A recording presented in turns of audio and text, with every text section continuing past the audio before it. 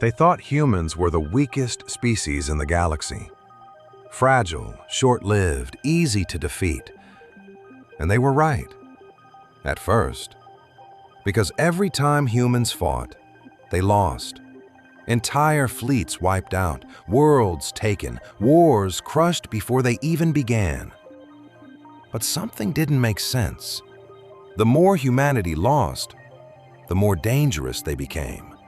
Their tactics changed mid-battle. Their strategies evolved in real time. Their enemies started winning slower, then struggling, then bleeding. And that's when the galaxy realized the truth. Humans weren't dangerous because they were strong. They were dangerous because they never stayed weak. If you want to see how a species that keeps losing can still break an entire galaxy, hit like, drop a comment, and subscribe so you don't miss what happens next. The galaxy never feared humans. That wasn't arrogance, it was consensus. Across the core systems where civilizations rose and stabilized over tens of thousands of cycles, humanity was categorized early, filed away, and forgotten. They were biologically inefficient, physically fragile, and strategically inconsistent. Their lifespan was short, their bodies weak, their technology, at the time of first observation, barely sufficient for interplanetary travel. They were not a threat. They were not even a variable worth tracking. In the grand calculus of galactic power, humans were noise. That was the conclusion reached by the Concord of Species, an alliance built not on trust, but on mutual recognition of superiority. Each member race had proven itself through conquest, through endurance, through adaptation over epochs. The Xylar had perfected predictive warfare, calculating outcomes before battles began. The Drakari dominated through overwhelming force, their biology engineered for conflict. The Synth Collective operated beyond instinct entirely, executing strategies with machine precision. Compared to them, humans were unfinished. A species still arguing with itself, still divided, still inefficient. When humanity was officially recorded, the designation was simple: Tier 6, non-threatening. Limited growth potential, no escalation risk. And for a long time, that assessment held true. Humans expanded slowly, cautiously, colonizing nearby systems with fragile infrastructure and inconsistent coordination. They fought among themselves more often than they engaged with anything beyond their borders. Their conflicts were chaotic, unstructured, filled with variables that made no sense to outside observers. Wars without clear objectives, strategies that changed mid-execution, victories that came at costs no rational species would accept. The Concord watched, analyzed, and ultimately dismissed them. They lack optimization, one Xylar analyst had concluded. They lack discipline, a Drakari warlord added. They lack logic, the Synth Collective recorded. All of it was true, and none of it mattered. The first real contact did not begin as a war. It began as an expansion. A minor Drakari fleet pushing outward along a resource corridor encountered a human colony on the edge of mapped space. The planet was insignificant, barely developed, lightly defended, strategically irrelevant. Under normal circumstances, it would have been ignored. But the Drakari did not ignore potential territory. They advanced. The outcome was immediate and absolute.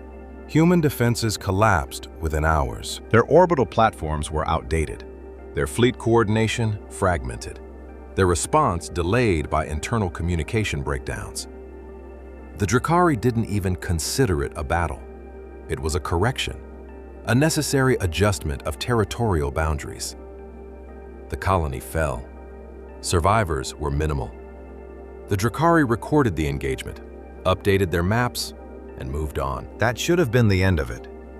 It wasn't, because the humans responded.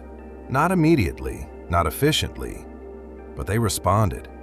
A second fleet arrived weeks later, not to reclaim the colony, but to engage the Drukhari forces that remained in the system. Their formation was uneven, their ships mismatched, their command structure unclear. By every known metric, they were outmatched. The Drukhari engaged without hesitation. The result was predictable. Human losses were severe. Their fleet fractured under pressure, their lines breaking, their ships falling one by one under superior firepower. Within minutes, the engagement tilted completely in the Drukhari's favor. It should have ended there, but something didn't follow pattern. The humans didn't retreat when they should have. They didn't surrender when defeat became inevitable. They didn't even reorganize in a way that made sense. Instead, they changed, mid-battle. Ships that had been following one formation broke away, not randomly, but in ways that forced the Drukhari to adjust targeting priorities. Smaller vessels began intercepting attacks meant for larger ones, not as sacrifice, but as calculated disruption. Their communication, previously disorganized, shifted into something tighter, faster, more reactive. It wasn't efficient, it wasn't clean, but it was adaptive. The Drukhari still won. There was no question of that. The human fleet was destroyed, their losses overwhelming, their objective, if they had one, unfulfilled.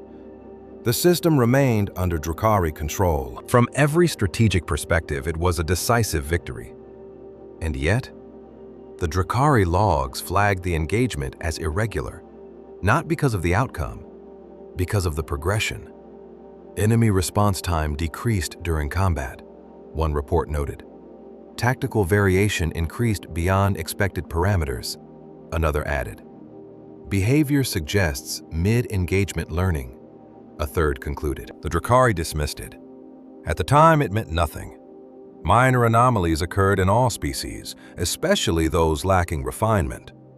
Humans were chaotic. That was already established. This was just another example of it. But the data remained, stored, recorded, ignored, until the next encounter. Because there was a next one, and this time, the humans didn't fight the same way. The second encounter did not happen by accident. This time the humans came prepared. Not in the way the Concorde understood preparation.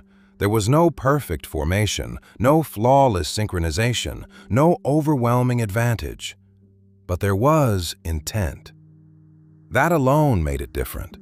The Drukhari fleet stationed in the outer corridor detected them early, long before they entered engagement range. The readings were familiar. Human vessels, similar class signatures, comparable energy outputs. On paper, nothing had changed. "They return," the Drukhari commander noted, his voice carrying neither concern nor interest. "Then they will fall again." The fleet adjusted formation automatically, a standard combat array optimized for rapid elimination of weaker opponents. There was no need for adaptation, no need for analysis. The outcome had already been determined, or so they believed. The humans didn't approach the same way this time. Their formation was still uneven, still lacking the rigid symmetry of more advanced species, but there was a pattern now, subtle, flexible, constantly shifting. It wasn't a fixed structure. It was a response. The Drukhari opened fire first, as they always did. Precision strikes, calculated to dismantle command ships and disrupt coordination before it could stabilize. The opening volley should have shattered the human fleet. It didn't, because the humans moved before the impact, not after. Before. Ships broke formation at the exact moment the Drukhari targeting systems locked, scattering in ways that forced recalibration mid-strike. The first volley hit, but not where it was meant to. Damage was still inflicted, losses still occurred, but not enough, not as clean. The Drukhari adjusted instantly. They always did. New targeting solutions, faster recalculations, more aggressive pressure. This time, the hit landed true. Human ships were destroyed. their defenses overwhelmed, their hulls breaking apart under sustained fire. The battle tilted again, just as before. Advantage, Drukhari. That part hadn't changed. What changed was everything after. The humans didn't break. They didn't scatter into disorganized retreat. Instead, they compressed. Ships that had been separated moments before converged rapidly, not into a defensive cluster, but into something else, something unstable. They weren't trying to hold ground. They were forcing proximity, close-range engagement. The Drukhari didn't favor that, not against weaker opponents. It introduced variables, reduced the effectiveness of long-range superiority, increased unpredictability. Maintain distance, the commander ordered. But distance was already gone. Human ships pushed forward, some already heavily damaged, some barely functional, all moving with the same intent. Get closer. The first collision wasn't accidental. A human frigate, engines failing, redirected its remaining power into a direct impact with a Drukhari cruiser. The explosion was inefficient, wasteful, illogical. But it forced the Drukhari formation to shift. That shift created a gap, and the humans used it. Smaller vessels slipped through, targeting subsystems instead of hull integrity. Engines, weapon mounts, communication relays. Not to destroy, to disrupt. It wasn't a winning strategy, not yet. The Drukhari still held the advantage. Their ships were stronger, their firepower superior, their losses minimal compared to the humans. But the battle was no longer clean. It was messy, uneven, and most importantly, it was changing. "Enemy tactics diverging," one Drukhari officer reported. "They are not repeating previous patterns." The commander remained silent for a moment, watching the engagement unfold across his display. Human ships moved unpredictably, but not randomly. Every action forced a reaction. Every loss seemed to alter their behavior. They were not executing a plan. They were building one, in real time. The Drukhari increased pressure, more firepower, more direct engagement. If the humans wanted close combat, they would be given it, on Drukhari terms. The result should have been decisive, and in terms of casualties, it was. Human ships fell in increasing numbers, their already fragile fleet pushed to the edge of collapse. Entire wings were wiped out in seconds. Command signals dropped. Hull integrity failed across multiple sectors. By all measurable standards, the humans were losing. Again. But the data didn't match the outcome. Targeting efficiency decreasing, another officer noted. Enemy evasion improving. That shouldn't have been possible. Not within a single engagement. Not at this scale. The Drukhari recalibrated again, their systems pushing to maintain dominance. But each recalculation took time, fractions of seconds, insignificant under normal conditions. Against the humans, it mattered, because those fractions were being exploited. A human destroyer slipped through a gap that hadn't existed moments before. Another redirected fire at an angle the Drukhari hadn't prioritized. A third adjusted speed mid-attack, throwing off predictive targeting just enough to survive an otherwise fatal strike. Individually, none of it was significant. Collectively, it was something else. The battle dragged longer than it should have. Not by much, but enough to be noticed. The Drukhari still won. There was no question of that. The human fleet was reduced to scattered remnants, their ships either destroyed or retreating beyond effective range. The system remained under Drukhari control. Victory, again, was theirs. But this time, the commander didn't dismiss it. He reviewed the data personally, frame by frame, pattern by pattern. And what he saw did not align with any known model. "They improved," he said finally. No one responded, because the statement didn't need confirmation. It was evident in the logs, in the shifting engagement metrics, in the way the battle had evolved beyond its initial parameters.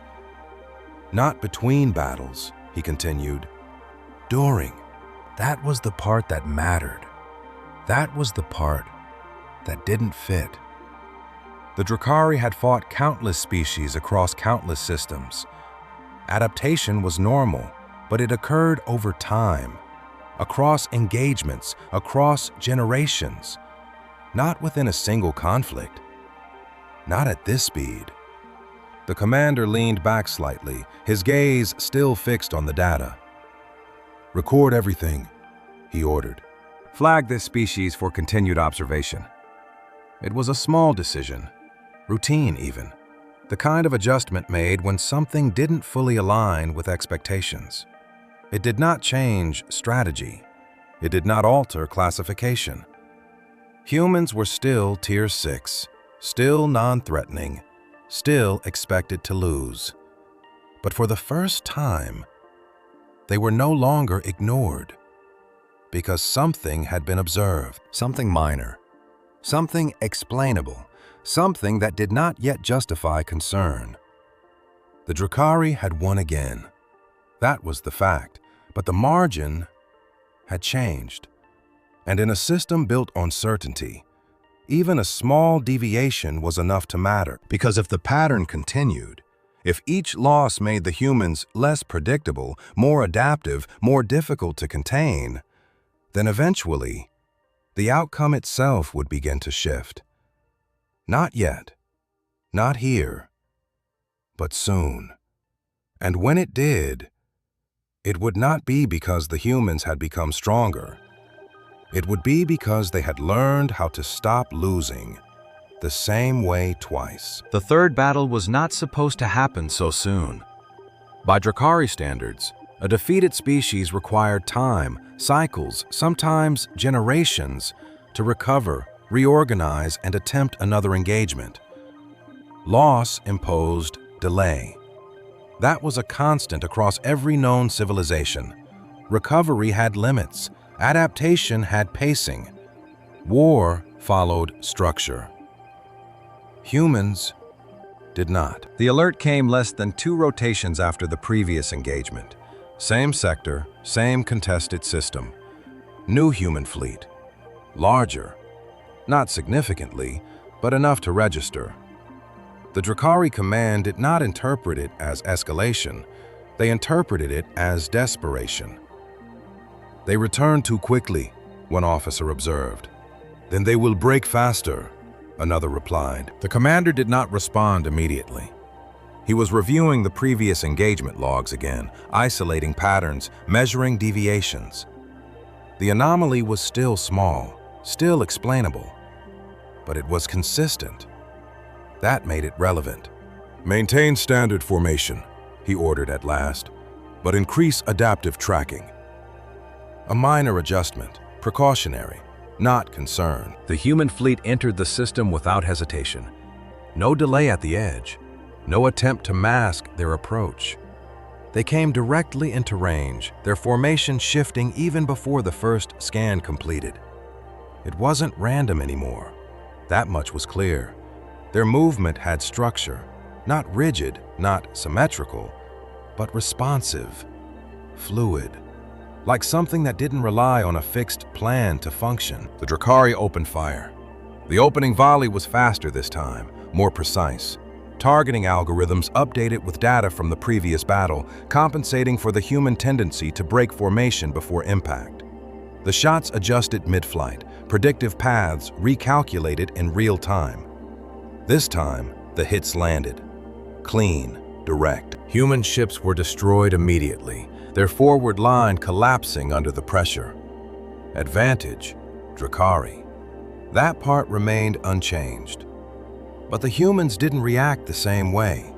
They didn't scatter, they didn't compress, they split. Not evenly, not predictably. Half the fleet pushed forward, forcing close engagement again, while the other half broke away at sharp angles, targeting positions the Drakari had deprioritized based on previous behavior. It wasn't a mistake. It was a counter. They are altering response patterns, an officer reported. "They expected our adjustment."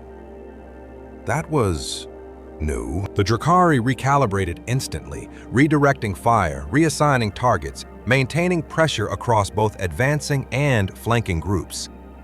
Under normal conditions, that would have been enough. Superior coordination, superior firepower. The humans should have been overwhelmed before their strategy could stabilize. They weren't. Because they didn't stabilize. They kept changing. GTK that advanced suddenly broke off. Flanking units reversed direction mid-maneuver. Damaged vessels repositioned not for survival, but to create openings for others. There was no fixed line, no central command pattern that could be isolated and disrupted. It was chaos, structured chaos, and it worked. Not enough to win, not yet.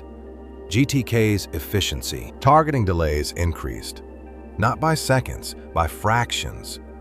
But those fractions accumulated.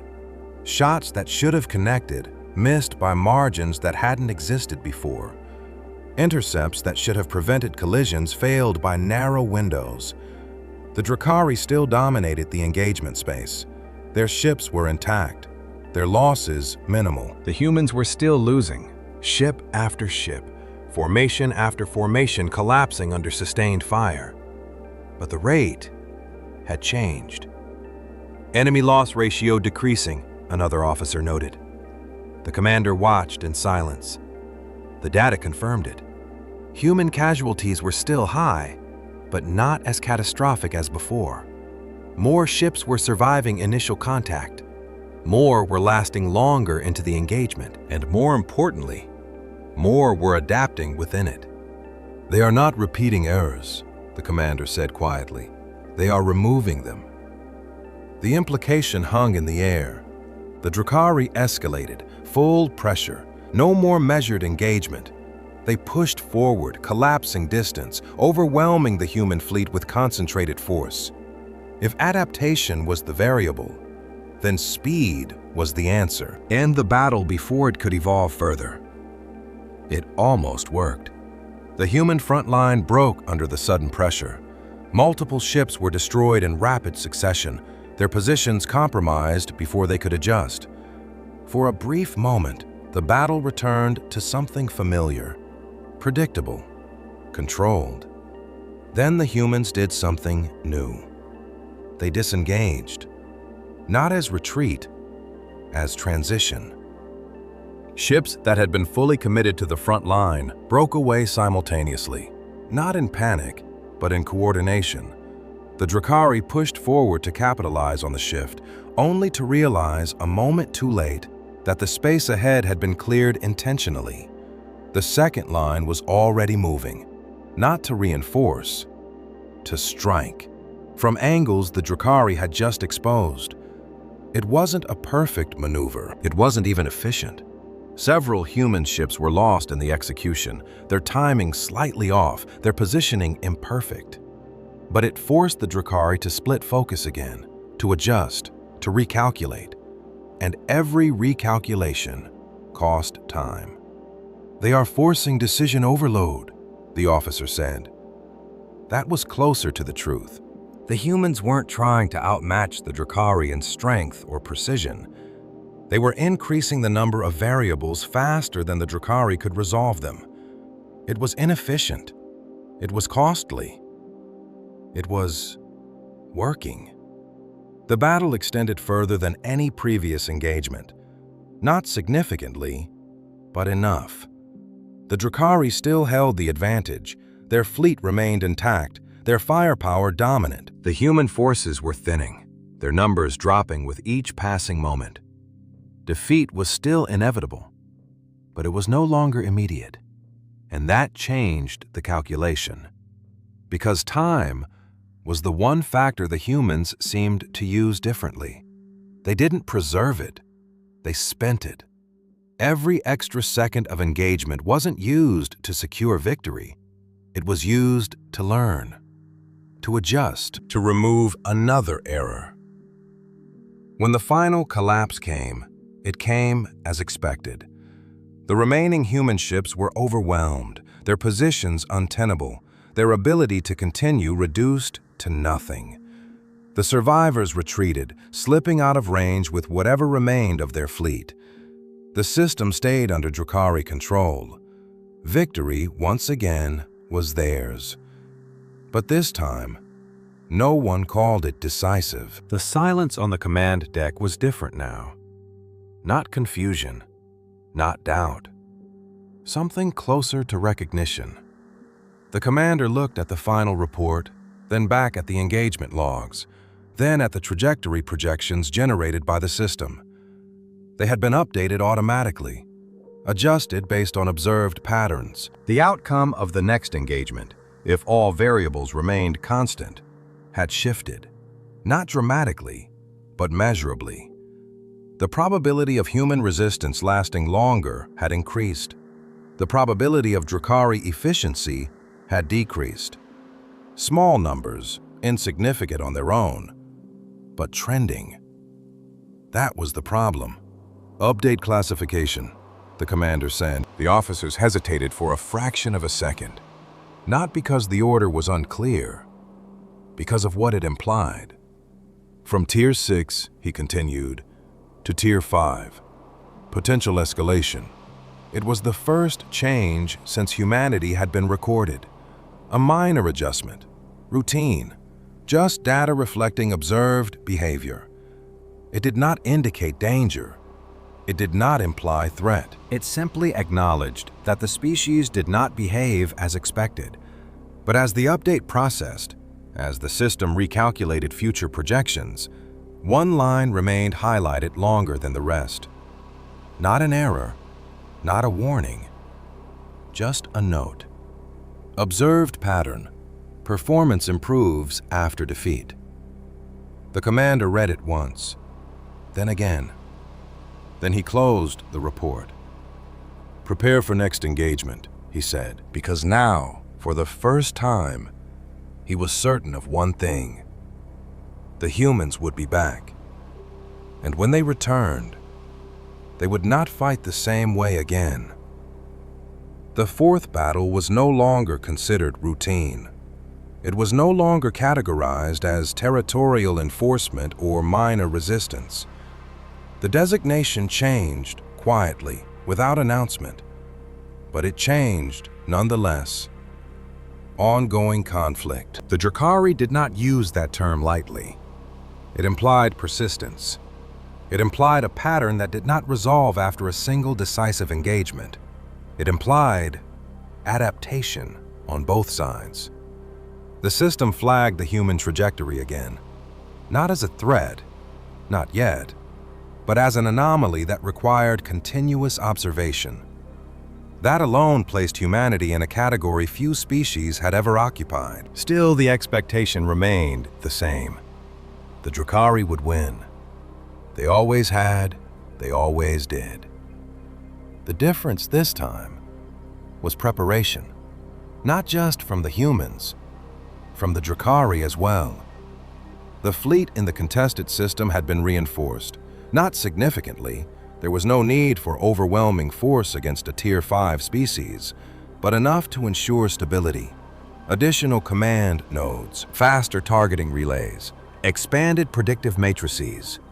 The Drukhari did not fear the humans, but they no longer ignored them either. The humans arrived earlier than projected, not by much, but enough to register. Their fleet composition had changed again. Not larger, not stronger in raw output, but different. Ship classes that had been rare in previous engagements were now more common. Configurations that had seemed experimental were now integrated. It was not optimization, not in the Drukhari sense. It was iteration. They are restructuring their fleet between engagements, an officer noted, based on observed losses. The commander nodded slightly. That much was expected now. What mattered was how far that restructuring had gone. The human fleet did not form up immediately upon entry. Instead, they held position at the edge of engagement range for a brief moment, long enough for scans to complete, long enough for the Drukhari to lock initial targeting solutions. It was a mistake. Or it should have been. The Drakari fired, full opening volley, precision strikes calculated to eliminate key ships before they could react. The shots launched. Then the humans moved, not away, not forward, sideways. The entire fleet shifted laterally in a coordinated maneuver that broke every predictive model the Drakari had prepared. The targeting solutions adjusted, but not fast enough. The volley struck empty space where the human formation had been seconds before. The first clean miss. Not partial, not reduced efficiency, complete failure. Silence held the command deck for a fraction of a second. Then the Drakari recalibrated. Instantly. New vectors, new predictions. Second volley. This time the hits connected. Several human ships were destroyed, their maneuver not fully sustained, their coordination imperfect under pressure. Advantage, Drakari. Still, but the difference had already been established. The humans had forced a full recalculation cycle before taking losses. That had never happened before. They pushed forward immediately after. Not in a direct charge, not in a scattered rush, in layers. The front line advanced at moderate speed, drawing fire, while the second and third lines adjusted dynamically behind them, shifting based on real-time feedback. It wasn't rigid. It wasn't fixed. It was reactive architecture. They are building formations during combat, an officer said, not deploying them. The commander's gaze remained steady. Track variance, he ordered, not structure. Because there was no structure to lock onto. That was the problem. The Drakari engaged with full force. Targeting systems pushed to maximum efficiency. Predictive algorithms cycling faster, compensating for the human tendency to shift mid-action. This time, the Drakari did not allow the engagement to stretch uncontrollably. They compressed it, reduced the battlefield, forced proximity on their own terms. It should have neutralized the human advantage, reduced their ability to adapt through space and movement. It almost did. The human front line collapsed under the pressure. Ships were destroyed in rapid succession, their attempts to reposition cut off by overwhelming firepower. For a moment, the battle stabilized. The Drakari regained control. Then the humans changed again. They stopped trying to hold the line. Instead, they broke it deliberately. Sections of their fleet disengaged from the front, not retreating, but dissolving into smaller units, micro-formations that operated independently, each responding to local conditions rather than centralized command. It was inefficient. It was chaotic. It removed any possibility of large-scale coordination, and it forced the Drakari to fight on multiple fronts simultaneously. They are decentralizing, the officer reported, reducing command dependency. The Drakari adapted. They always did. Targeting priorities shifted from formation disruption to unit elimination. Smaller targets were isolated and destroyed one by one, their lack of cohesion becoming a weakness under focused fire. Losses increased again. Human ships fell in greater numbers, their fragmented structure unable to withstand sustained pressure. By every metric, the strategy was failing. But the data disagreed. Engagement duration increasing, another officer noted. Enemy survival time per unit improving. That was the pattern. Again. Losses were still high, but each unit lasted longer than before. Each action forced more adjustments. Each adjustment cost time, and time was what the humans used. The Drakari pushed harder. They began targeting not just ships, but behavior, attempting to predict not where the humans were, but where they would shift next. It worked, for a moment.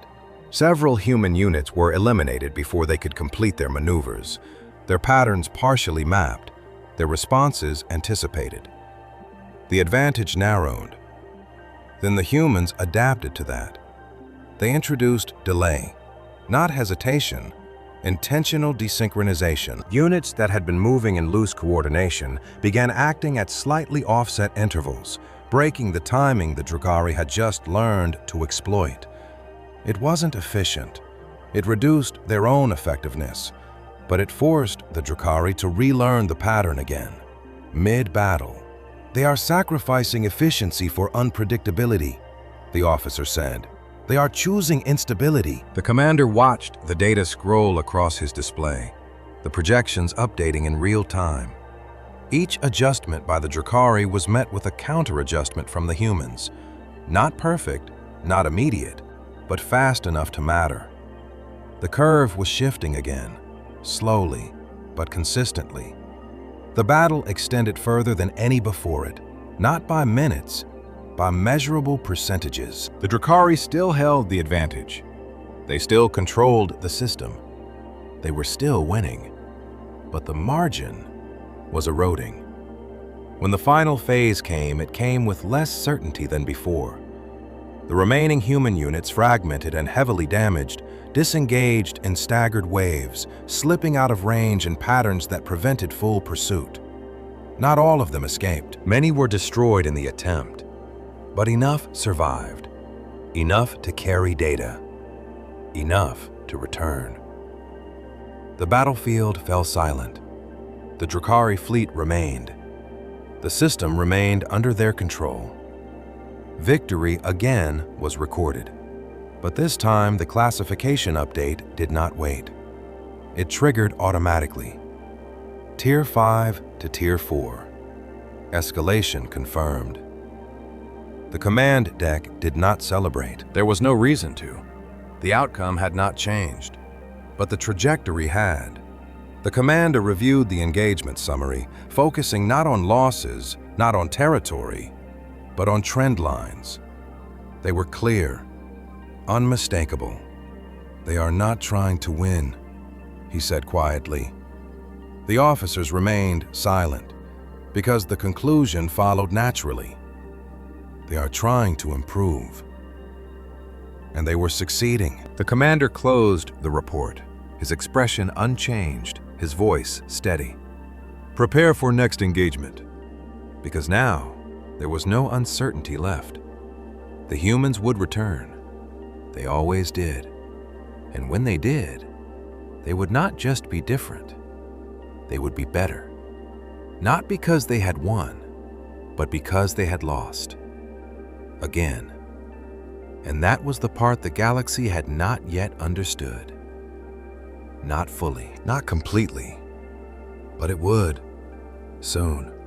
Because the pattern was no longer subtle, it was accelerating, and the more the humans lost, the faster it grew. By the fifth engagement, the war had already changed, just not in the way the galaxy expected. Officially, nothing had shifted. The Drukhari still held the system. Their fleets still outmatched human forces in every measurable category. Their casualty rates remained low, their command structures intact, their predictive models functional. Victory was still theirs. That was the report. That was the record. That was the truth. If truth was defined by outcome alone. But the Concord did not measure war by outcome alone.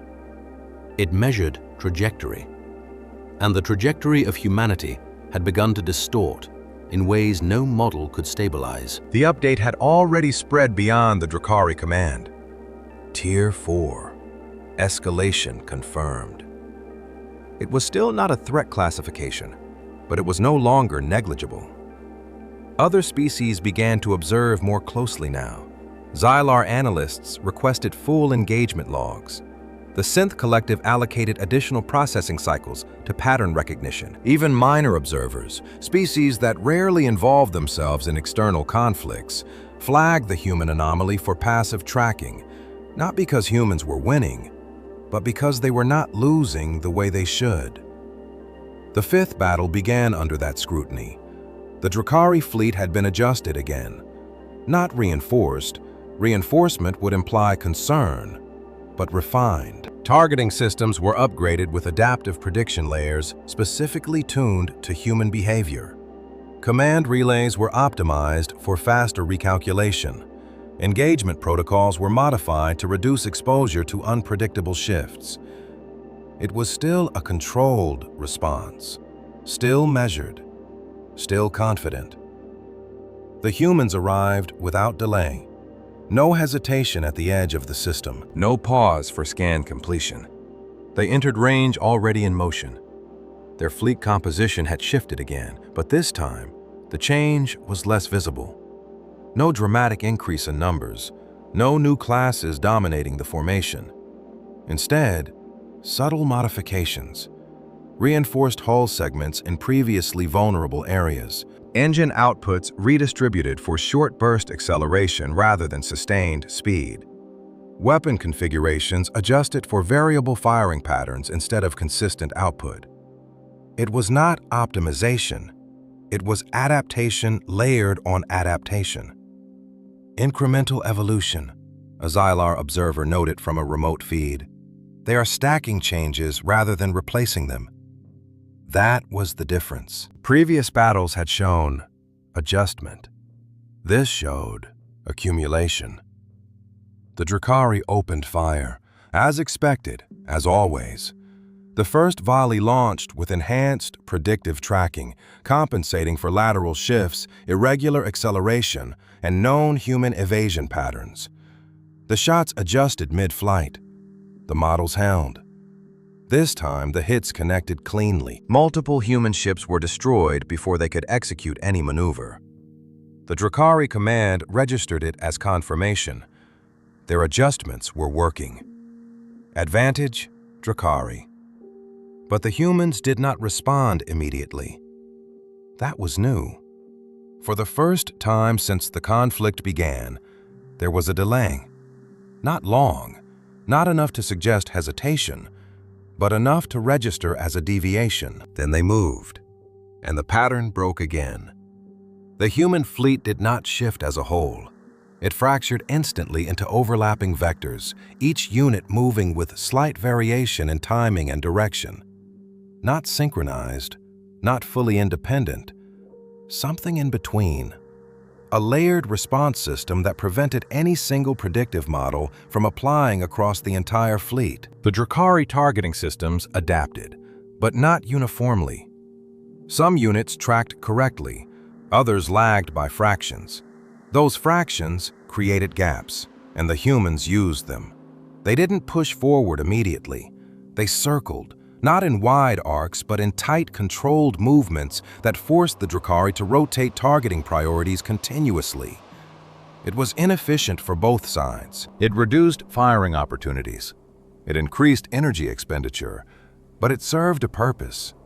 It stretched the engagement.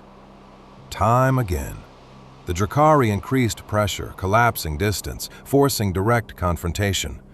They would not allow the humans to control pacing. Close-range engagement favored decisive power, and the Drukhari had that.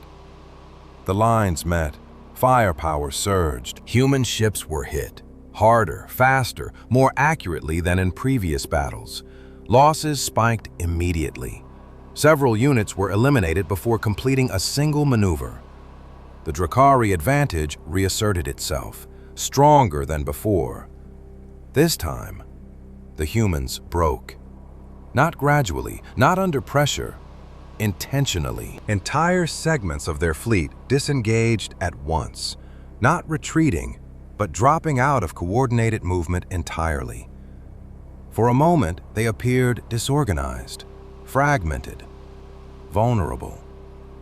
The Drukhari advanced to exploit it. Then the fragments moved, not toward each other, toward the Drukhari. From multiple directions, at different speeds, with different timings. It wasn't a formation, it was a swarm. They have abandoned structure, an officer reported. No, the commander replied quietly. They have abandoned predictability. The distinction mattered, because the Drukhari systems relied on pattern recognition, and the humans were removing patterns faster than they could be established. The engagement devolved into localized conflicts, small clusters of ships engaging independently, each encounter slightly different from the last. The Drukhari still held superiority in every individual exchange. Their ships outperformed human vessels consistently. Their firepower remained overwhelming. But the engagements were no longer identical. Each one forced a recalculation. Each recalculation cost time, and the humans were still learning. It was visible now, not just in movement, in response latency, in targeting choices, and the way damaged ships adjusted behavior mid-combat to compensate for lost systems. They were not fighting to survive. They were fighting to improve. Engagement data variance increasing, a synth observer transmitted. Predictive stability decreasing. That was the problem. Not the outcome, the trajectory. The Drukhari escalated again. Full spectrum targeting, maximum efficiency. Eliminate variables before they could compound. The battlefield tightened, pressure increased, human losses climbed rapidly. Entire clusters were wiped out under concentrated fire. For a brief moment, the pattern reasserted itself. Control returned. The Drukhari regained dominance. Then the humans adapted to that. Again, they introduced redundancy, not in ships, but in behavior. Multiple units began executing similar actions with slight variations, forcing the Drukhari to choose which pattern to prioritize. Choosing one meant exposing themselves to the others. It was not efficient. It was not clean. But it forced trade-offs, and trade-offs created openings. Small ones, brief ones, but enough. A human strike group slipped through a targeting gap that should not have existed. Not a large force, not enough to threaten a Drukhari capital ship, but enough to reach it. They didn't destroy it. They damaged it. Subsystems, communication relays, targeting arrays. The effect was immediate. Localized disruption, temporary, but significant. The Drukhari responded instantly, eliminating the strike group within seconds. But the damage had been done. Not to the ship, to the system. Because for the first time, the humans had not just adapted within the battle. They had altered it. The engagement extended further than any before, not because the humans were surviving longer individually, but because collectively, they were forcing the Drukhari to spend more time resolving each phase. When the end came, it came as expected.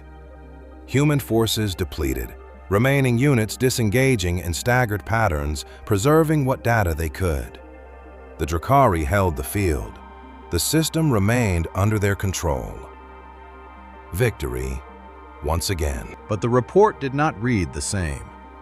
Enemy-inflicted structural disruption, one line noted. Engagement duration increased beyond projected thresholds, another added.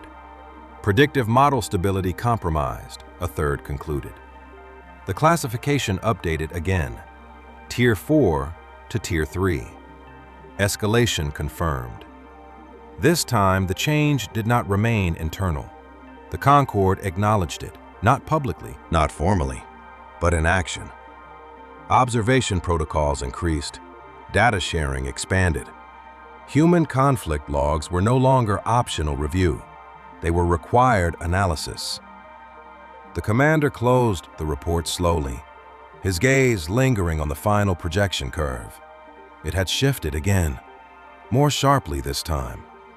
The probability of future Drukhari losses, real losses, not just inefficiencies, had increased. Still low, but no longer negligible.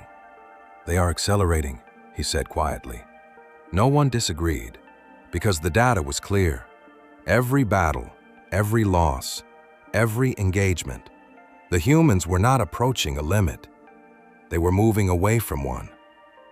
The commander looked toward the next projected encounter window. It was sooner than before. Of course it was. Prepare, he said, because now, for the first time, the outcome was no longer guaranteed. Not today, not in this battle, but soon. And when that moment came, when the humans stopped losing, It would not be because they had finally become strong enough. It would be because the war itself had made them something else, something the system had never been designed to contain. And the galaxy was starting to notice. By the sixth engagement, the war had stopped being a Drakari operation and become a galactic observation event. Not officially, not in any declaration or broadcast, but in practice. Every major analytical species in the Concord had redirected resources to the same dataset: humanity. The question was no longer whether the humans would lose. That answer was still obvious. The question was what their losses were doing to the system that defined victory itself. The Drakari felt it first. Not as fear, not yet. As pressure. The kind that didn't come from an enemy's strength, but from an enemy's trajectory. Their fleet in the contested system had undergone its most significant adjustment so far. Not reinforcement, not expansion. Reconfiguration. Engagement protocols were rewritten. Predictive models layered with adaptive correction loops. Command authority distributed to reduce decision bottlenecks. The Drakari were no longer optimizing for victory. They were optimizing for stability. That alone would have been unthinkable a cycle ago. The humans arrived earlier than projected. Again, not dramatically, but consistently. Their fleet signature registered, then fractured. Not physically, structurally. The scan struggled to resolve a unified formation. Ships moved in overlapping vectors before full analysis could complete, their positions shifting continuously in ways that resisted clean classification. Formation undefined, the system reported. Then track behavior, the commander replied. because structure was no longer the variable that mattered. The Drakari fired first. They always did. The opening volley launched with the most advanced predictive model yet deployed against the humans. One that didn't assume stable patterns, but instead calculated probability clouds of possible movement based on previous engagements. The shots spread slightly, covering expected deviations rather than fixed positions. It worked. Partially. Several human ships were destroyed immediately, caught within the predictive spread. The Drakari command registered it as improvement. The model had adapted. Advantage, Drakari. But the humans didn't react to the hits, not in the way they had before. No immediate shift, no reactive maneuver. They continued moving as if the losses had already been accounted for. That was new. The second volley launched. This time, fewer hits. The human fleet adjusted, not away from the attacks, but around them. Ships altered trajectories mid-path, not to avoid fire directly, but to reposition into zones the predictive model deprioritized. It wasn't evasion. It was exploitation. "They are reading the model," an officer said. The commander didn't respond because the implication was clear. The humans weren't just adapting to the Drakari. They were adapting to the Drakari's adaptation. The engagement began in earnest. The Drakari advanced, compressing space, forcing the humans into direct confrontation. It had worked before. It should work again. The humans met them, but not as a line, not as a swarm, as layers. Multiple engagement depths overlapping simultaneously, each unit operating at a slightly different range, speed, and timing. It wasn't efficient. It reduced their own firing cohesion, but it fragmented the battlefield into overlapping micro-conflicts, each one slightly different, each one requiring separate resolution. The Drakari responded with distributed targeting. Command authority decentralized further, allowing individual units to resolve local engagements without waiting for central coordination. It stabilized the front, reduced delay, increased kill efficiency. Human losses climbed. Again. Ships fell in rapid succession, their layered structure unable to withstand sustained pressure at every depth. By all visible metrics, the Drakari had regained control. The battle tilted. Victory reasserted itself. Then the humans changed the rules again. They stopped trying to maintain engagement depth. Instead, they collapsed it. Not forward, not backward, inward. Units that had been operating independently began converging, not into a formation, but into temporary intersections, points where multiple engagement layers overlapped for brief moments, creating spikes of localized density. It was unstable, difficult to sustain, but within those intersections, something happened. The humans concentrated action. Multiple units previously separated aligned just long enough to overwhelm isolated Drakari targets. Not entire ships, systems, weapons, sensors. Small disruptions, but coordinated. The Drakari responded immediately, targeting the intersections, breaking them apart before they could stabilize. It worked. The clusters dissolved under pressure. Human ships destroyed before completing full cycles of coordination. But the effect remained, not in damage, in process. They are synchronizing without structure, a Xylar observer transmitted. Temporal coordination replacing spatial formation. That was the shift. The humans were no longer relying on where they were. They were relying on when they acted. The Drakari models adjusted. Again, time-based prediction layers activated, attempting to map not just movement, but timing patterns. It worked for a moment. Several human intersections were disrupted before they could form. Their synchronization anticipated and countered. The advantage narrowed. Then the humans broke timing. Not completely, not randomly. They introduced variance, micro-delays, slight accelerations, enough to desynchronize the model without collapsing their own coordination. It wasn't clean, it wasn't perfect, but it was faster than the system could stabilize. The battle extended further than any before it, not just in duration, but in complexity. The number of variables exceeded previous thresholds. The predictive models cycled continuously, never settling into a stable state. The Drakari still dominated.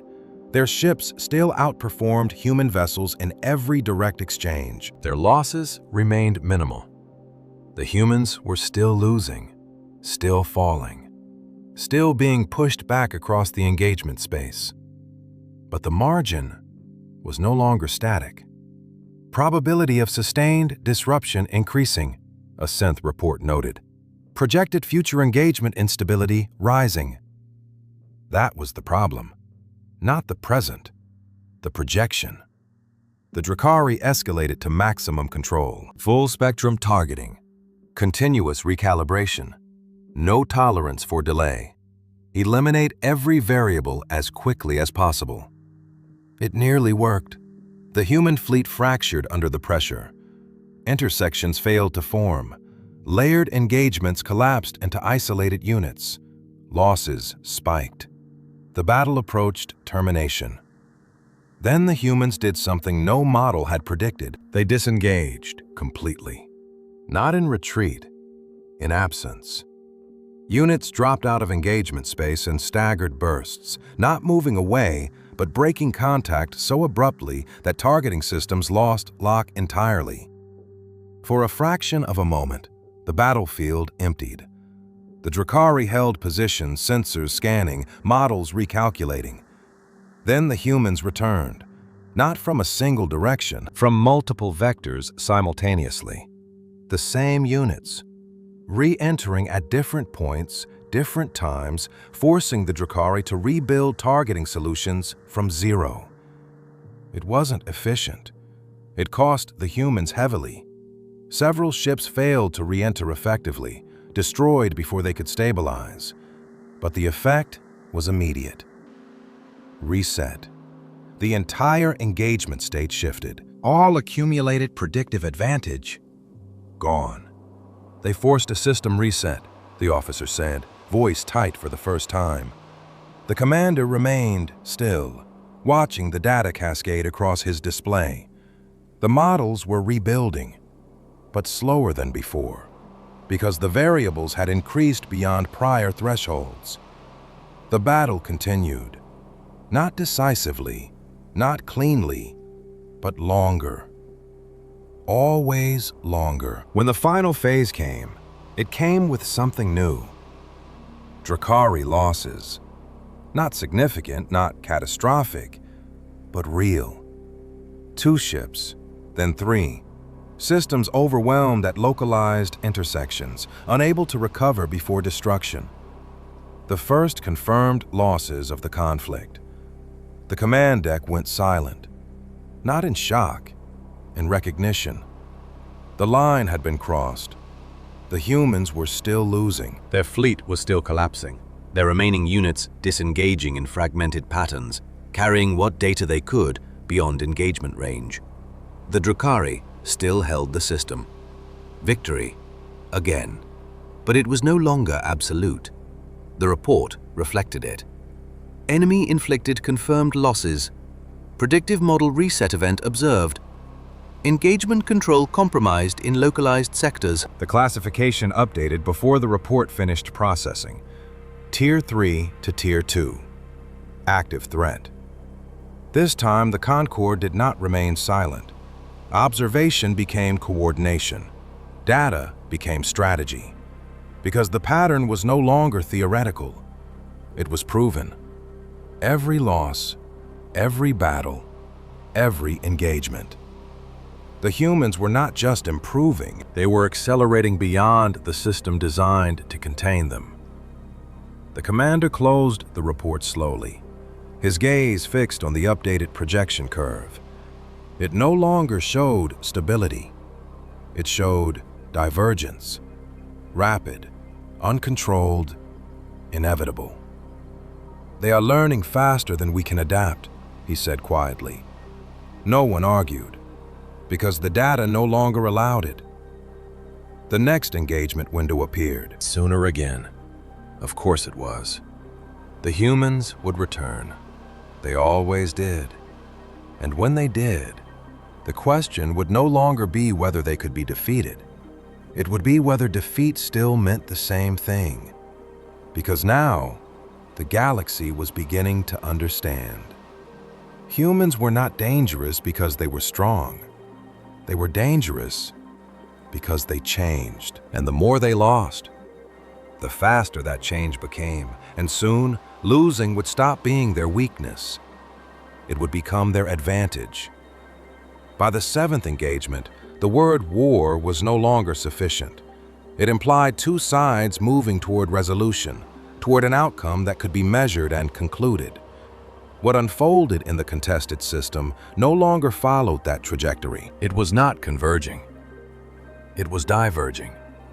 The Drakari still held the system. Their fleets still outmatched human forces in raw capability. Their command structures remained intact. Their losses, while no longer zero, were minimal compared to the destruction inflicted on the humans. By every traditional metric, they were winning. And yet, the projections no longer pointed toward victory. They pointed toward collapse. Not immediate, not catastrophic, but inevitable. Because the system that defined advantage, prediction, optimization, control, was being eroded faster than it could be maintained. And the cause was not human strength. It was human loss. The Concorde no longer observed passively. Xylar analysts fed continuous updates into Drakari command channels, their models attempting to map the human trajectory across multiple potential futures. The Synth Collective deployed real-time correction algorithms designed to stabilize predictive drift as it occurred. Even distant species contributed data, comparing human behavioral patterns against ancient records of anomalous evolution. The conclusion was consistent across all analyses. The rate of adaptation exceeds modeled thresholds. It was the closest thing the Concorde had to a warning. The Drakari prepared accordingly, not with more ships, not with overwhelming force, but with control. Total engagement control. Every variable monitored, every response pre-calculated. Every possible human deviation mapped into a probability field that updated continuously. It was the most advanced predictive system ever deployed in a live conflict. It had to be, because anything less would fail.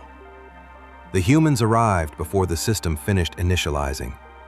Not by chance, not by error, by design. Their fleet signature appeared, then fragmented instantly, not into visible units, but into shifting data points that resisted stable tracking. The predictive field expanded, compensating for incomplete information, generating probable positions instead of fixed ones. It was enough. It had to be. The Drakari fired. The opening volley spread across the probability field, saturating expected zones of human presence. Multiple hits confirmed. Human ships destroyed before full engagement began. Advantage, Drakari. But the confirmation lagged. By the time the system registered the kills, the human positions had already shifted beyond the predicted zones. The data was accurate. The timing was not. Latency detected, an officer reported. The commander did not respond, because latency was not a system failure. It was a mismatch between prediction and reality, and that mismatch was growing. The humans entered engagement space without forming a structure. No layers, no swarm, no intersections, just motion. Continuous, overlapping, non-repeating motion. It wasn't random. But it could not be reduced to pattern. The predictive field strained to resolve it, expanding its calculations, increasing processing load, compensating for variance. It held. Barely. The Drakari advanced, enforcing proximity, compressing the battlefield to reduce variable space. It was the last reliable method. Limit movement, limit options, force resolution. The humans allowed it. They did not resist the compression. They moved into it. And then, they broke everything. Not by strength, not by speed, by contradiction. Units began executing actions that directly opposed their previous behavior within the same engagement window. A ship that had been evading suddenly accelerated into fire. Another that had been advancing halted mid-path, forcing overshoot and Drakari targeting. A third repeated a previous maneuver, but with a critical variation that invalidated the model built from it. It wasn't adaptation anymore. It was disruption of adaptation itself. They are invalidating our learning process, a Xylar analyst transmitted, voice strained for the first time. That was the shift. The humans were no longer just improving from loss. They were preventing their opponents from stabilizing against them. Every time the Drakari learned something, the humans made it obsolete. The predictive field expanded again, compensating for contradiction, layering probabilities over probabilities, attempting to contain the expanding uncertainty. It worked. For moments. Brief, fragile moments where targeting aligned, where predictions held, where Drakari firepower reasserted control. Human ships were destroyed in clusters, their contradictory behavior collapsing under sustained pressure. The advantage returned. Temporary. Because the humans adapted to that too. They introduced memory, not data storage, behavioral memory. Units began repeating successful variations, not consistently, not predictably, but often enough to reinforce internal patterns while remaining external noise. They were learning how to learn, without being learned. The Drakari systems faltered, not in function, in relevance. The models continued to calculate, to predict, to adjust, but the output no longer matched the engagement reality with sufficient accuracy to maintain control. Predictive confidence below threshold, the system reported. That had never happened before, not in any recorded Drakari conflict. The commander issued the final escalation order. Override predictive field. Engage direct resolution. It was the last option. Abandon prediction. Rely on Edigay response. Pure reaction. It reduced efficiency, increased risk, but it removed dependency on unstable models. The fleet shifted instantly. Targeting became local. Decisions made at unit level without predictive guidance. It stabilized the battlefield. For a moment, the humans lost ground rapidly under the renewed pressure. Without the delay imposed by predictive recalculation, Drakari firepower became immediate, overwhelming. Human ships were destroyed faster than at any point since the first engagement. The battle tilted sharply. Control returned. Victory approached. Then the humans changed again. They stopped trying to outmaneuver. They stopped trying to disrupt. They stopped trying to adapt faster. They held, not as a line, not as a formation, as persistence. Units that should have disengaged remained in place, absorbing damage, forcing continued interaction. Not to win, not to survive, to extend. Time again. But now time had a different function. Not just for learning, for accumulation. Every second of engagement added to something unseen, not in individual units, but across the entire species. Data, experience, pattern recognition, not centralized, distributed. The Drakari could not see it, could not measure it, but they felt its effect, because the longer the battle continued, the less effective their actions became, not because they weakened, because the humans no longer reacted as individuals. They reacted as a system built from loss. They are converging, the Synth Collective transmitted, not into structure, into behavior. That was the final realization. Humanity was no longer a collection of ships or fleets or even strategies. It was a process, one that accelerated with every failure. The Drakari pushed to end it. Maximum force, total elimination of remaining units. No extension, no delay. The battlefield collapsed under the pressure. Human losses spiked beyond all previous engagements. Entire sections of their fleet were erased in seconds. The end approached. It had to. Then the first Drakari capital ship fell. Not to overwhelming force, not to superior firepower, to timing. A coordinated convergence of human units. Damaged, mismatched, individually insignificant, aligned for a fraction of a moment, targeting the same vulnerability from different vectors, different speeds, different phases of engagement. The predictive field was gone. The models offline. There was nothing to anticipate it. The impact was not massive. It was precise. Systems failed. Structure collapsed. The ship broke apart under its own instability. Silence followed. Not just on the command deck, across every observing channel in the Concorde, because the implication was immediate. This was no longer a projection. It was reality. The Drakari still won the battle. The human fleet was reduced to fragments, their remaining units disengaging in scattered patterns, retreating beyond effective range. The system remained under Drakari control. Victory, again. But the definition of victory had changed.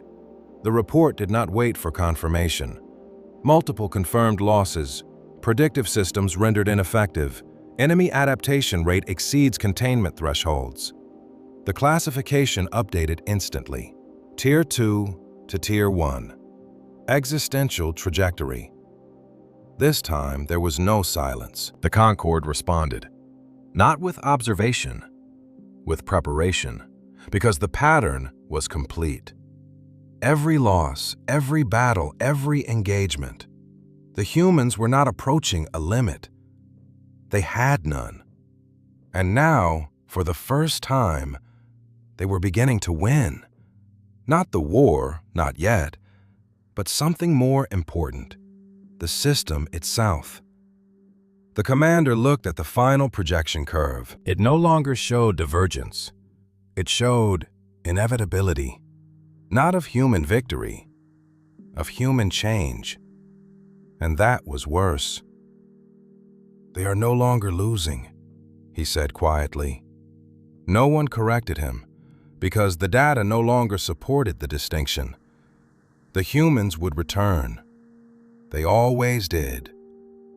But next time, they would not come as they had before. They would come as something the galaxy had never faced. A species that did not fear defeat, because defeat was the mechanism of their growth. And now, they had learned how to use it. The galaxy had not feared humans. That had been its greatest mistake, because fear came too late.